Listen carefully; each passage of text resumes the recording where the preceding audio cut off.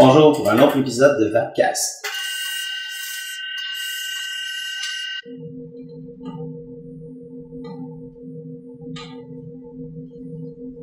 Donc bonjour, aujourd'hui à Vapcast, on va commencer une nouvelle série, ça va être des tutoriels sur la fabrication de coils. Donc au cours des semaines à venir, je vais faire différents builds, puis on va pouvoir regarder ensemble là, comment ces builds-là vont fonctionner. Je vais commencer avec un build très simple, donc un coil standard, 5 wraps, 2.4 mm.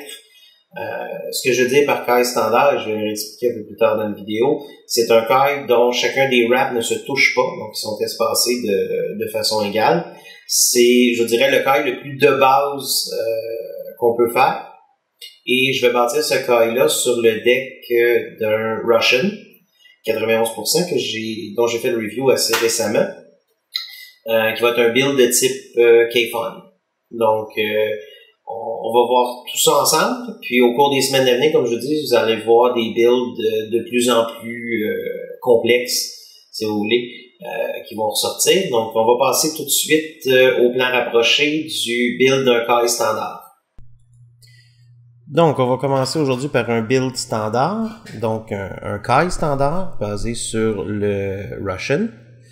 Donc, vous pouvez voir ici. Quand on parle d'un coil standard, on parle d'un coil dont les wraps sont légèrement espacés, mais de façon égale. Donc, c'est la différence entre un coil standard et un coil fusionné. Un coil fusionné, chaque wrap va se toucher. Donc, dans le cas ici, on va utiliser un wrap standard avec un léger espacement. Donc, vous voyez, comme ici, le deck est très petit sur le Russian. Ça va être quand même un petit challenge. Donc, on y va avec du Kanthal 28 gauge. Encore une fois, on veut utiliser un fil qui est pas trop gros, puisque, encore une fois, on travaille sur un deck qui est quand même assez restreint.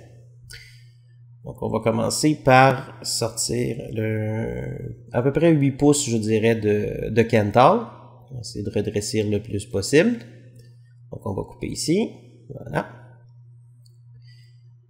On va s'assurer de bien replacer notre fil pour pas que la bobine se défasse. Voilà. Donc, on prend ici un tournevis de 2.4 mm pour faire nos wraps. Je vais pincer avec le pouce ici. Faire bien attention de bien le tenir pour pas échapper le fil. Et on va commencer à faire nos wraps. 1, 2, 3, 4, 5. Là, on étire bien. Dans le cas d'un build pour le Russian, on va avoir nos deux fils qui vont être par-dessous et qui vont sortir de chaque côté du coil. Comme ceci. Donc, on va bien s'assurer de tasser notre fil pour égaliser l'espace entre chacun des wraps. On ne veut pas les serrer au point où ils se touchent, mais en comprimant, on va s'assurer que l'effet de ressort va égaliser l'espace entre chacun des wraps. S'il y a quelque chose, vous pouvez toujours tirer sur chacun des fils pour s'assurer d'enlever le lousse. Comme ça, ici, je vais couper chacun des côtés parce qu'on n'a pas besoin de très très long de fils, surtout sur un petit deck comme le Russian. On va s'assurer de mettre le minimum d'espace chaque côté, comme vous pouvez voir.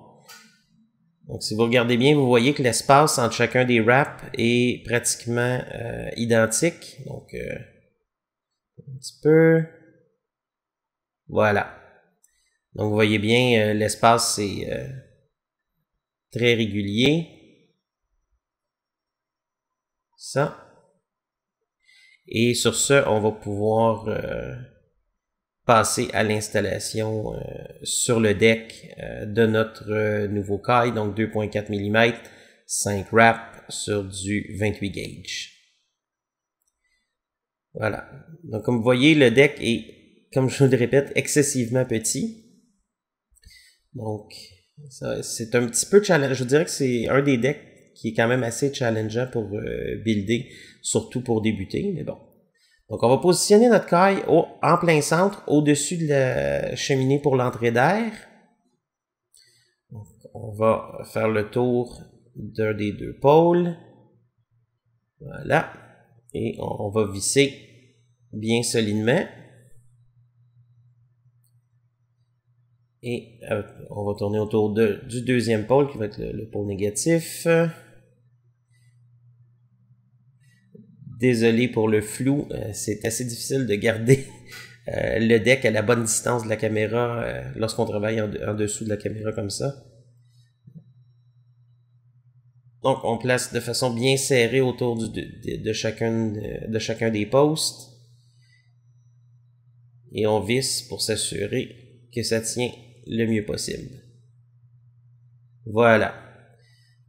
Donc vous voyez, j'ai surélevé un petit peu le caille pour s'assurer qu'il ne touche pas au poste en dessous et qu'il soit bien positionné au-dessus de la cheminée pour que l'entrée d'air puisse souffler directement sur le caille et m'assurer qu'il est centré aussi dans les deux directions. Donc entre les deux vis et de gauche à droite également. Donc voici maintenant, on va passer au wicking. Vous allez prendre un bout de coton d'environ, je dirais à peu près 3 mm de large, qu'on va twister pour le rendre le plus fin possible, pouvoir le passer à travers notre caille, comme vous voyez ici. Donc on va tirer doucement, on veut s'assurer que c'est serré, mais pas trop non plus, on ne veut pas déplacer le caille en plaçant la mèche. Voilà. On le place à peu près au centre de façon égale.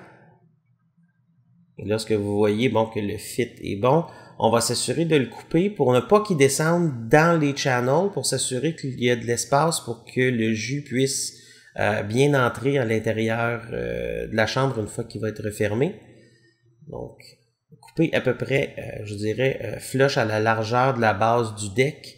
Avec la hauteur du deck, ça va vous donner à peu près la bonne longueur de mèche. Comme vous voyez ici. Couper à peu près à la largeur du deck. Et voilà. On peut retirer le supplément de mèche. Voilà. Et dans ce cas-ci, puisqu'on a un baril à l'intérieur, parce qu'on est dans une tank, on ne descendra pas notre mèche, mais on va plutôt la remonter. Donc, faire on va la remonter comme par en haut, exactement comme ça, pour ensuite pouvoir descendre le baril par-dessus. Le baril par-dessus comme ça, et on visse. De cette façon, on s'assure qu'on ne va pas pincer la mèche, si on veut, dans les filets pour visser le baril, et qu'on ne va pas non plus la descendre jusque dans les canaux pour le jus. Donc, n'hésitez pas à bien replacer votre mèche. Voilà.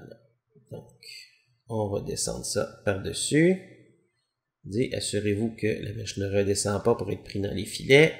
On visse. Voilà. Et maintenant, on va aller tasser le coton. Mais vraiment pas trop serré. Donc, on redescend vraiment chaque côté. On essaie d'étendre la mèche chaque côté le plus possible, mais pas pour la descendre complètement au fond. Voilà. Juste bien éclairer les poteaux. Et en même temps, on va s'assurer au centre de la tasser un petit peu pour bien libérer le canal dans le fond du baril. Et on fait la même chose de l'autre côté. Donc, on sépare en deux. Et descendre notre mèche chaque côté. Il n'y a pas de problème à ce que la mèche aille au fond sur les côtés. Juste s'assurer que votre milieu, vous le tassez quand même assez pour laisser les canaux bien libres. Comme ceci. Voilà. Donc, on tasse bien. On nettoie le dessus le plus possible. Voilà. Pas bouché d'entrée d'air non plus. Et maintenant, on va rajouter un peu de liquide pour bien soaker notre mèche. Là, dans le milieu, les côtés. S'assurer de très bien imbiber le coton pour qu'il n'y ait rien de sec. Donc, pour pas avoir de dry hit et pour pas brûler notre coton. C'est un peu comme primer un caille traditionnel. Donc, il faut juste s'assurer de bien humecter. Même principe aussi que dans un dripper en réalité. Et là, avec la mèche humectée, vous pouvez venir nettoyer vos channels une dernière fois. La mèche va avoir tendance à prendre sa place un peu plus facilement à cette étape-là. Voilà. Donc, un petit peu. Vraiment s'assurer que nos channels sont clairs. Que l'espace est extrêmement restreint. Et voilà. Donc, notre build est installé. Maintenant, il reste à tester la résistance. Pas tester la résistance, mais faire un test fire de notre build. Donc, on va l'installer sur le Smoke M80. Et bon, on va essayer de redescendre un peu le wattage qui est un peu trop élevé pour le build qu'on a ici parce que c'est un build d'environ 1 ohm. Donc, on va redescendre notre puissance de beaucoup.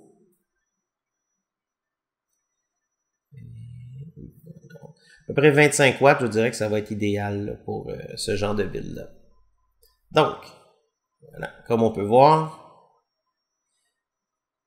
ça fonctionne très bien. Belle production de vapeur. Donc, c'est un build avec succès d'un caille standard. Donc, nous voici avec le Russian qui inclut le build de caille standard qu'on vient tout juste de voir. Donc, on va commencer tout de suite par un petit test de vape à 27 watts pour une résistance de 1 ohm.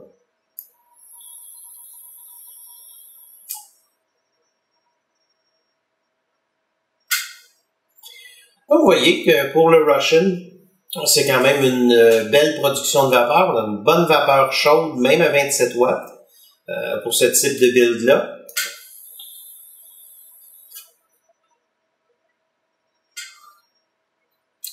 On n'est pas dans le cloud chasing, on n'est pas dans l'énorme production de vapeur, mais on a quand même une belle production et surtout un super bon goût, parce que avec l'airflow qui arrive par le dessous du coil, donc ça apporte une vapeur assez directe. Donc c'est pas la vapeur la plus dense, mais pour un build de tous les jours, par contre, c'est extraordinaire parce que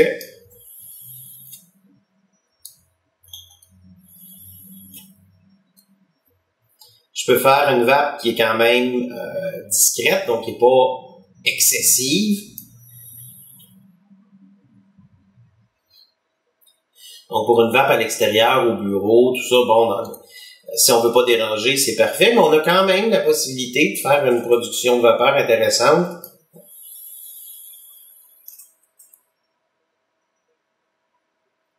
Si on veut produire un peu plus. Et pour débuter, c'est des cailles qui sont quand même relativement simples à faire, qui demandent assez peu d'expertise. Donc, si vous voulez commencer à vous pratiquer avec ce type de caille-là, c'est un peu le résultat auquel vous pouvez vous attendre.